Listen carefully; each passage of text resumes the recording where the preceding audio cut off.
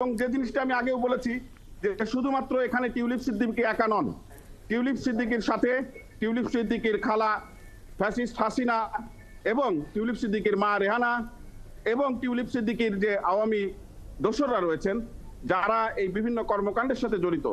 Even যদি এটিও প্রমাণিত হয় যে লেবার পার্টি তার নিজ দলীয় কোনো কর্তা ব্যক্তিরা এর সাথে জড়িত যদি থাকে কোনো পর্যায়ে, সেটিও বিবেচনায় এবং আলোচনায় তদন্তে উঠে আসবে।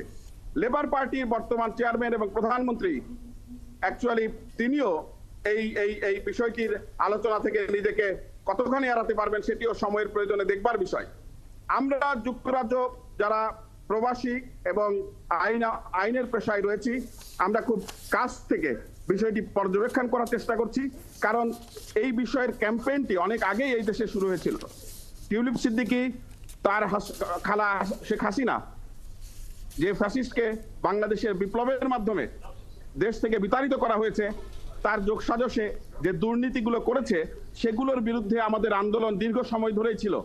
আমরা অত্যন্ত আনন্দিত যে অ্যাটলিস্ট তার প্রাথমিক ধাপ হিসেবে আজকে একটি প্রাথমিক ধাপ হিসেবে এটি প্রমাণিত হয়েছে যে টিউলিপ সিদ্দিকী নিজে স্বেচ্ছায় স্বীকার করেছেন এই দুর্নীতি এবং স্বজনপ্রীতির সাথে তার জড়িত থাকার প্রমাণ।